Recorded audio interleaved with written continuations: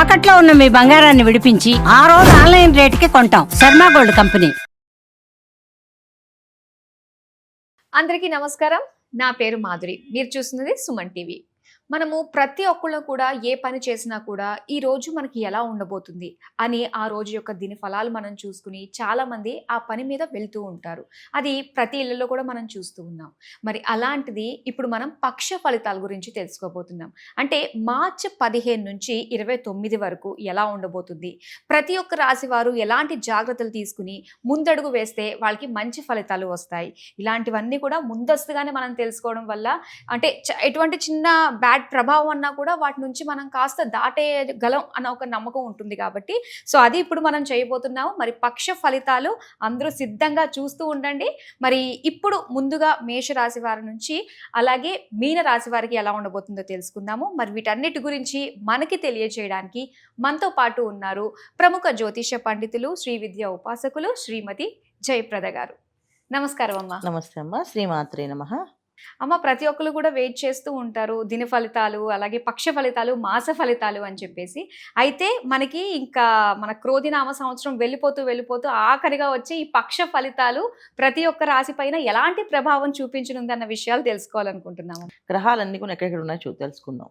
ఎందుకంటే మనకి రాశి ఫలాలు అనేది మనం ఎప్పుడు కొన్ని చూసుకోవాల్సిందంటే మనం మాస ఫలితాలు కానీ, పక్ష ఫలితాలు కానీ, వార ఫలాలు కానీ ఇవన్నీ ఎందుకు చూసుకుంటామంటే వార ఫలాలు వచ్చి చంద్రుడి ప్రభావం, చంద్రుడు ఎక్కడెక్కడ ఏ రాశిలో ఉన్నాడో చూసుకుంటే ఆ వారం అంతా ఎలా ఉంటుంది అనేసి.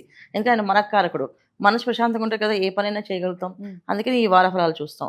ఈ పక్ష ఫలాలు అనేది ఏంటంటే సూర్య భగవానుడు, రవి భగవానుడు 10-15 రోజులు మారిపోతుంటాయి. అంటే నెల రోజులకి మారుతూ ఉంటాడు ఆయన. 30 రోజులు తిరుగుతాడు ఆయన ఒక రాశి నుంచి ఒక రాశికి. అయితే మనకు వచ్చినప్పుడు ఏమవుతుందంటే 15 రోజులకి ఒక రాశి, 15 రోజులు ఒక రాశిలో ఉంటాడు ఆయన. ఓహో. ఒకే రాశి 30 రోజులు కనిపించడానికి, ఒక రాశి 15 రోజులు, మళ్ళీ 15 రోజులకి ఒక రాశి మారిపోతుంది. అంటే మామూలుగా 30 రోజుల డిగ్రీ ఆయనది, కానీ మనకు వచ్చి చూసుకున్నప్పటికీ 13-14 తారీఖు నుంచి మారుతుంది అనమాట. మనకి నెల ఏంటి 1వ తారీఖు నుంచి 30వ తారీఖు. అక్కడ వీళ్ళు సూర్య భగవాన్ మారేది ఏంటి, ఇప్పుడు మనకి మామూలుగా చూసుకుంటే మకర సంక్రమణం అంటే ఏంటి, మకర రాశిలో 14వ తారీఖు సంక్రాంతి వస్తుంది. అక్కడ రవి ప్రవేశిస్తారు మకర రాశిలో. సో అక్కడ ఉత్తరాయణ పుణ్యకాలం వస్తుంది. అంటే ఇక్కడ ఏమైంది, రవి వచ్చింది కరెక్ట్గా నెల రోజులకి ఆయన అక్కడ ఉంటాడు రాశిలో. అయితే ఆయన వచ్చింది ఇక్కడ 14వ తారీఖు వచ్చాడు.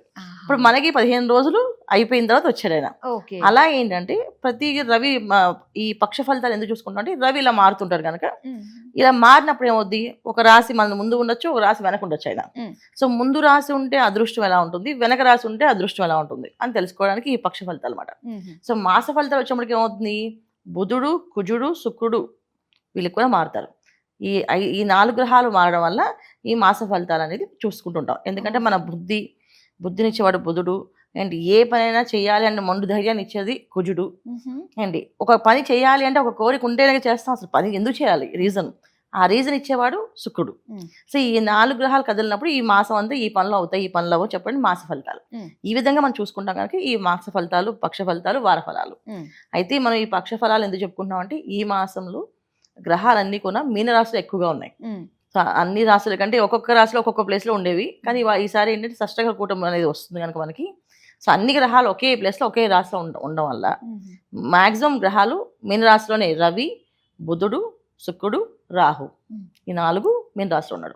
తర్వాత గురువు వృషభ రాశిలో ఉన్నారు, మిథున రాశిలో కుజుడు ఉన్నారు, కుంభరాశిలో శని భగవాన్ ఉన్నాడు. సో ఇలా ఉండడం వల్ల ఏంటంటే కొన్ని రాశులకి యోగాలు బాగున్నాయి, కొన్ని రాశులకి కాస్త జాగ్రత్తగా ఉండాల్సిన పరిస్థితి ఉంది. అది మనం చెప్పుకుందాం. అమ్మ, మరి ఈ పక్ష ఫలితాల్లో భాగంగా మిథున రాశి వారికి ఎలా ఉండబోతుంది అంటారు?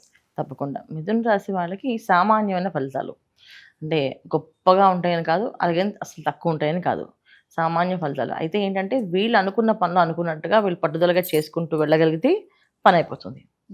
కానీ వీళ్ళు డిపెండ్ అయ్యి ఇది ఎవరైనా చేయాలి, వాళ్ళు ఎవరైనా రావాలి అని మనం కూర్చుని చేయకుండా ఉంటే మాత్రం పనులు అవ్వవు. సో మిథున రాశి వాళ్ళు వాళ్ళ సొంత తెలివితేటలతో ఆలోచించుకొని నా పని నేను చేసుకోవాల్సిందని చేసుకుంటూ వెళితే మాత్రం అన్ని పనులు అవుతాయి. అంటే బ్రహ్మాండంగా అవ్వదు కానీ పర్వాలేదు కాస్తంత. ఈ మిథున రాశిలో ఏంటంటే జనరల్గా ఏంటంటే డిపెండ్స్ అనమాట, వీళ్ళు డిపెండ్ అవుతుంటారు. వైఫ్ అంటే వైఫ్ అండ్ హస్బెండ్ అంటే వైఫ్ మీద, లేదా వైఫ్ అయితే హస్బెండ్ మీద, లేదా వీళ్ళిద్దరు కాకపోతే ఫ్రెండ్ మీద, ఫ్రెండ్స్ కాకపోతే ఆఫీస్ మీద, ఆఫీస్ కాకపోతే ఇంకా ఏదైనా బ్యాంక్ లోన్స్ మీద, వాటి మీద డిపెండ్స్ అవుతుంటారు. ఇలా డిపెండ్ అయ్యి వాళ్ళు ఏం చెప్తారో విని అప్పుడు ఆలోచించి చేద్దాం అనుకుంటే మాత్రం పనులు అవ్వవు. ఎందుకంటే నలుగురిలో పడిన పాము చనిపోదు అంటాం. సో నలుగురిలో కింద పాము అరిచి అంటే అది పరిగెడుతుంటుంది, మనం పట్టుకోలేదని. అలాగే వీళ్ళకున్న సిచ్యువేషన్ని బయట పడేస్తే ఎవరికి చెప్తే ఆ పని అవ్వదు. ఇంకా వాళ్ళందరూ వాళ్ళు అనుకొని భగవంతుడు నమస్కారం చేసి ఈ పని నేను చేయాలనుకుంటున్నా స్వామి, నాకు సహాయం చేయండి, దారి చూపిస్తాడు. ఇది భక్తితో వీళ్ళు శ్రద్ధగా చేస్తే అవుతుంది. సో భక్తి లేని వాళ్ళు భక్తి తెచ్చుకోవాల్సింది, శ్రద్ధ తెచ్చుకోవాల్సింది. లేదు నాకు భక్తి లేదు, నాకు అలాంటి ఇంట్రెస్ట్ లేవు అంటే మెడిటేషన్ చేయడం, సైలెంట్గా అది అనుకున్నట్టుగా మైండ్లో ఫిక్స్ అవ్వడం, పని అయ్యే వరకు ఎవరికి చెప్పకుండా ఉండడం. సో పని అయ్యే వరకు ఎవరికి చెప్పకూడదు. ఒకవేళ చెప్పామో ఆ పని అవ్వకుండా ఆటంకాలు వస్తాయి. అది ఎవరైనా సరే, ఇంట్లో వాళ్ళైనా బయట వాళ్ళైనా ఎవరైనా అంతే. ఈ పని చెప్తే ఆ పని అవ్వదు. సో ఈ చెప్పకుండా పని చేస్తుంటే పనులు అవుతాయి. ఇది ఖచ్చితంగా వీళ్ళు అండర్లైన్ చేసి మరి చేసుకోవాలి, కంపల్సరీ చేసుకోవాలి. ఎందుకంటే ఈ అండర్లైన్ చేసుకోకపోతే ఖచ్చితంగా వీళ్ళకి వచ్చిన ఇబ్బందులు ఏంటంటే దశమ స్థానంలో 4 గ్రహాలు ఉన్నాయి. సో దశమ స్థానంలో 4 గ్రహాలు అంటే మనం చేసే పనులు, కర్మలు, తర్వాత వృత్తి, ధర్మము ఎలా ఉంటుందో చెప్తుంది అది. సో మనం చేసే 4 పనులు నలుగురితో కలిసి చేస్తాం అనుకోండి, సో చెప్తాం ఎవరికైనా, ఆ పని అవ్వదు. అండి దశమ స్థానం అనేది మనుషులతో సంబంధ బాంధవ్యాలు అంటాం. సో ఈ సంబంధ బాంధవ్యాలు అంటే ఇక్కడ ఏంటంటే రాహువు, శుక్రుడు, బుధుడు, రవి 4 కలిసి ఉన్నారు. సో ఏంటి రాశాధిపతి కూడా అక్కడ ఉన్నా అది ఆయనకి నీచ స్థితి. ఇప్పుడు ఈ మిథున రాశికి అధిపతి బుధుడు, ఆయన వెళ్ళి మీన రాశిలో నీచ స్థితి ఆయనకి. సో ఇప్పుడు ఒక్కొక్కసారి మన సిచ్యువేషన్ మనం ఏం చేయలేం. ఇప్పుడు నా సిచ్యువేషన్లో నా దగ్గర నేను ఇవ్వడానికి రూపాయి లేదురా, నేను అందుకే ఇవ్వలేకపోతున్నారా అని అంటే నమ్ము మనం, పని చేయదు. ఎందుకంటే వాళ్ళ దగ్గర నిజంగా చేయడానికి లేదు కదా, అలా అనమాట. సో ఇప్పుడు బుధుడు అక్కడ నీచ స్థితిలో ఉన్నాడు కనుక ఏ సాయం చేయలేరు. వీళ్ళ ఆలోచన వాళ్ళు జాగ్రత్తగా లోపల పెట్టుకొని సైలెంట్గా వెళ్తే పని అవుతుంది.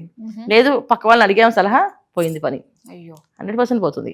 జనరల్గా ఏంటి సలహాలు వింటే మంచిది అనుకుంటాం. ఇక్కడ వీళ్ళు సలహాలు వినకుండా దైవాన్ని మాత్రమే, సొంత నిర్ణయాలతో దైవాన్ని నమ్మి దైవం దగ్గర చెప్పి నాకు ఈ పని నువ్వే చేసి పెట్టు, నువ్వే నాకు సాయం చేయాలి స్వామి. ఇష్టదైవం ఎవరి ఇష్టమైతే వాళ్ళు ఆ దైవుడిని ఎక్కువగా, అమ్మవారి ఇష్టమైతే అమ్మవారిని, అయ్యవారి ఇష్టమైతే అయ్యవారిని, ఇది ఎవరైనా సరే ఇదే ఫాలో అవ్వాలి. ఈ మిథున రాశి వాళ్ళు ఈ పక్షం అంతా ఇలా వీళ్ళు ఫాలో అయితే పనులన్నీ ఫాస్ట్గా అవుతాయి. ఫాలో అవ్వలేదు పనులన్నీ ఆగిపోతాయి. సో లోన్స్ ఆగిపోతాయి, లోన్స్ కట్టలేమని పరిస్థితి వస్తుంది, డబ్బులు చేతికి రావు, ఇస్తా ఉన్న వాళ్ళు రారు, ఇప్పుడే వచ్చేసి ఇచ్చేస్తా అని చెప్పిన వాళ్ళు ఎవరు, ఇలా తీసుకున్న వాళ్ళు ఇప్పుడే ఇచ్చేస్తా అని చెప్పిన వాళ్ళు ఎవరు, పొరపాటున డబ్బులు ఎవరికి ఇచ్చారంటే ఇంకా డబ్బులు రావు. అది కూడా వీళ్ళు ఆలోచించాల్సిందే. మన ఇంట్లో వాళ్ళే కదా ఏదో అవసరానికి అడుగుతున్నారు, ఇచ్చామా ఇంకా రావు, మర్చిపోవాలి డబ్బుల్ని. సో డబ్బులు ఇవ్వకుండా జాగ్రత్త పడాలి. డబ్బులు తీసుకున్నప్పుడు 100 సార్లు ఆలోచించి తీసుకోవాలి. ఎందుకంటే వాళ్ళు ఇవాళ మేము ఇస్తామని చెప్పి రేపు రోజు దాని మీద డబుల్ వడ్డీ వేయడమో, లేదా మన ల్యాండ్ లాక్కోవడమో, లేదా మన దగ్గర ఉన్న ఆస్తిని తీసుకోవడమో ఉంటుంది. అవి ఏమీ లేని వాళ్ళు డబ్బులు తీసుకుంటే ఏం ప్రాబ్లం లేదనుకోండి, కానీ ఉన్న వాళ్ళు జాగ్రత్తగా ఆలోచించి తీసుకోవాలి. సంతకం పెట్టేటప్పుడు ఆలోచించినప్పుడు మోసం జరిగే అవకాశాలు ఎక్కువ ఉన్నాయి, మోసపోయే అవకాశాలు ఎక్కువగా ఉన్నాయి కనుక జాగ్రత్తగా ఉండాల్సిన అవసరం చాలా అవసరం మిథున రాశి వాళ్ళకి. విద్యార్థులు అయితే చదువు మీద బాగా శ్రద్ధ పెట్టి చదవాలి. లేకపోతే ఎగ్జామ్కి వెళ్ళేటప్పుడు కూడా ఎవరో ఒకరు ఏదో మాట్లాడి ఆ ఎగ్జామ్ లైవ్లో ఏం రాయలేపని చాలా కష్టం, నేనంతా పేపర్ టఫ్ ఉంది, వాళ్ళ పేపర్ అసలు వస్తుందో రాదో తెలియదంటే వీళ్ళు ముందే భయం వచ్చేస్తాయి. దాంతో ఎగ్జామ్ మొత్తం పోతుంది. లేదు ఎవరితో మాట్లాడకుండా వాళ్ళ చెవులో దూదులు పెట్టేసుకొని ఎవరు మాటలు వినబడకుండా హ్యాపీగా వాళ్ళు ఎగ్జామ్ రాశారంటే పాస్ అయిపోతారు. సో నేను పక్క వాళ్ళ పేపరు వాళ్ళు భయపెడతారు మళ్ళీ, అంటే వీళ్ళకి మాత్రం అలాంటి సిచ్యువేషన్స్, అంటే అలాంటి వాళ్ళ వీళ్ళు కూర్చుంటారు. వీళ్ళు అంటే గ్రహస్థితి ఏంటంటే కరెక్ట్గా భయపడే వాళ్ళ పక్కకే తీసుకెళ్ళి కూర్చోబెడతారు ఎగ్జామ్ హాల్లో. అప్పుడు వీళ్ళు చూస్తే అమ్మో ఈ పేపర్ నాకు అసలు ఏం రావట్లేదు, ఒక్క క్వశ్చన్ రావడానికి వాళ్ళని చూస్తే వీళ్ళకి భయం వేసి వస్తాయి. అందుకే అలా ఏ పక్క వాళ్ళు ఈ పక్కన చూపులు చూడకుండా వాళ్ళు చదివింది ఫోకస్ పెట్టి చదివి రాసేస్తే ఖచ్చితంగా పాస్ అయిపోతారు. సో వీళ్ళు సొంతంగా ఏదైతే ఆలోచిస్తారో అది ఖచ్చితంగా పాస్, ఏదైనా అడిగారో పోతుంది.